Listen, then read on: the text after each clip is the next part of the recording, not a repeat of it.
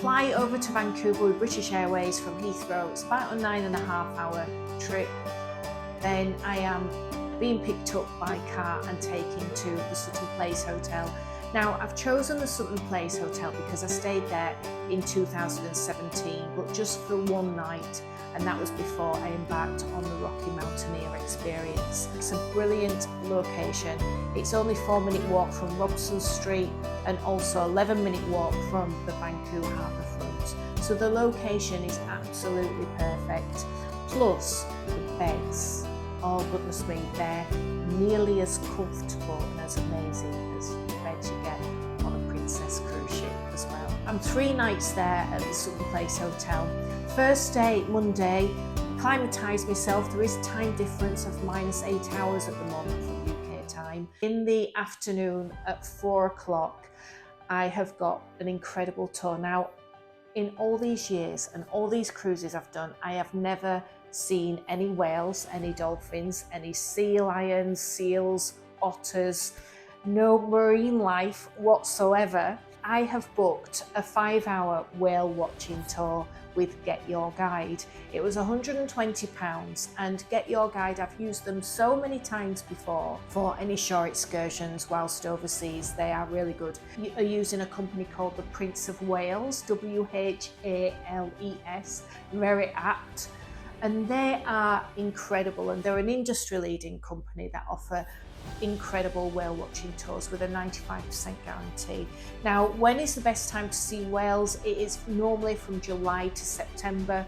So I have everything crossed that I'll manage to fulfill another bucket list dream, and that is to see some whales. It's on the catamaran with 90 other people, but it'll give me a wonderful view of the Vancouver Canadian skyline as well. Now, on Tuesday, I have booked a tour again with Get Your Guide. Now, can you believe this tour is the second most popular excursion in Canada after the Niagara Falls? And it is the Granville Island Food Walking Tour. It's £80 per person and it's 2 hours long, and I'm booked in at 1 p.m, which I thought would be perfect for lunch. It's VIP access, and basically I'll head on over to Granville Island, which is a peninsula in Vancouver. It's not far from downtown Vancouver where I'm staying, and then I'll meet the tour guide, and the tour guide will take you sampling hams, cheeses, fish dishes, salmon, drinks are provided, alcoholic little tipples are provided.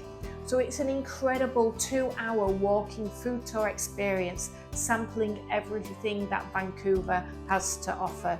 Even better than that, at the end, you get to visit Lee's Donuts. Now, if you know me, you will know there are 2 things that I love when going on a cruise. One is gummy bears, and the second is donuts. And it's called Lee's Donuts. Now, Lee's Donuts is famous throughout Canada. It's a family-run business since 1979, and their donuts, wow, they are absolutely something else. Then, fed and watered, I'm going to head on over to northern Vancouver to the Capilano Suspension Bridge Park. Again, always wanted to do it. It's about £40 to get into the park. And then, of course, you've got the Capilano Suspension Bridge, which is about 140 metres long and 70 metres high.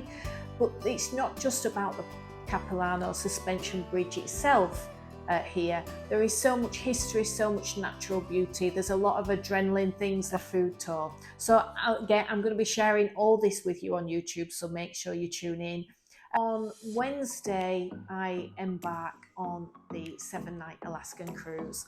Now, this is with Grand Princess.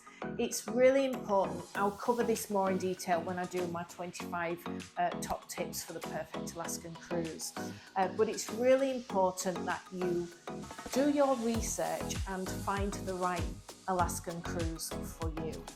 So I'm on the Grand Princess. Now, the Grand Princess is doing the northbound itinerary from Vancouver over to Whittier, and it will be calling at Ketchikan, Juneau, Skagway, The glaciers are a huge part of the Inside Passage. The reason why Glacier Bay is so special is because you've got rangers that come on board and they talk you through the glaciers and tell you the history about the national park, which is fascinating. And plus as well with Glacier Bay, not only will you find dramatic scenery and fascinating wildlife, you'll also see a high number of tide water glaciers, which are known to creak, groan and split right before your eyes. So incredible experience. The other thing as well is to what side of the ship to be on as you go through Glacier Bay. Now, many people have said starboard side. I'm in a balcony cabin. I would recommend balcony when doing an Alaskan cruise if you can. And I am on port side, but apparently the captain swivels the ship 360 degrees, so you can get a brilliant view if you do want to have the privacy of your balcony to see the glaciers. And also the ship is sailing into College Fjord as well. Again, it'll do a 360 rotation, so you tend to see both sides. So I chose that itinerary because I really wanted to do Glacier Bay. Embarkation is 11:30 a.m, which is fantastic because you've got the whole first day to get settled in. Grand Princess is a Grand class ship and it was built in 1997. So one of the oldest in the fleet. Takes 3,100 passengers. So I'm really looking forward to the Grand Princess. She's got all my favourites, Crooner's Bar, the Wheelhouse Bar, which I absolutely love, Crown Grill, Sabatini's, familiar places that I love about Princess Cruises. Then we've got a sea day, which is formal night. There are 2 formal nights on this cruise. My first port of call is in Ketchikan. Now, the Grand Princess arrives at 6 a.m, so I've booked the Lumberjack experience. It's 90 minutes and it's $43, and that's in Ketchikan. Now, the good thing about Ketchikan, as with a lot of this itinerary, is that the ship port docks right in the town of Ketchikan. So I'm going to spend the rest of the time afterwards and before just having a little mooch around. Again, they do some fantastic donuts. The salmon donuts, I believe, are wonderful in Ketchikan. Then the Grand Princess will move on to Juneau. What trip have I booked? Well, I have booked the Mendenhall Glacier. I am back on the 17th of July, $280, and it's 3.5 hours. The tour company will pick me up from the cruise port and then take me to the shores through the forests of the Mendenhall Glacier. Once there, I'll be kitted out in clothing wear to keep me dry and then head on to the raft. Now, what a wonderful way to see the Mendenhall Glacier from the water. Quite spectacular views. And the route is 6 miles long, so to start off with, I'll glide down the river quite peacefully with some stunning photographic shots of the glacier before then entering the Whitewater Rapids. Don't have to take control of this because your tour guide does, and I'll just sit back and take in the view and the whole experience. The following day it's Skagway. So what am I doing in Skagway? This has been recommended. If you talk to anybody about what to do in Alaska, this is up there, I would say, in the top 5 experiences of what to do, and that is the dog sledding experience in Mushers camp. So on this trip, you're taken to Klondike National Park, where you get to meet the Huskies as they take you on this wonderful dog sledding tour through beautiful scenery. And then when that's finished, you get to play with the Husky puppies. It's a beautiful scenic drive from Skagway over to the Klondike National Park. There's an opportunity there to buy some little souvenirs as well as cuddle all the Husky puppies before going back to the ship, and that's a half-day experience. Today, the Grand Princess sails into Glacier Bay. Arrives in 6 a.m. and sails through Glacier Bay until 3 p.m. So plenty of opportunity there for some incredible photographs. So I'll be taking those from my balcony to see what kind of view there is, and I'll also be going on top deck as well to get those incredible views of those glaciers, and I cannot wait to see what wildlife we see as well.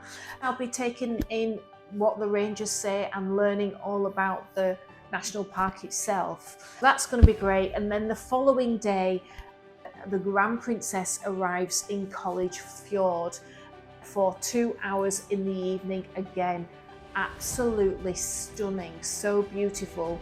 The ship will do then a 360-degree turn, so you'll be able to see the ship, the glaciers, and the stunning scenery wherever you are on that ship.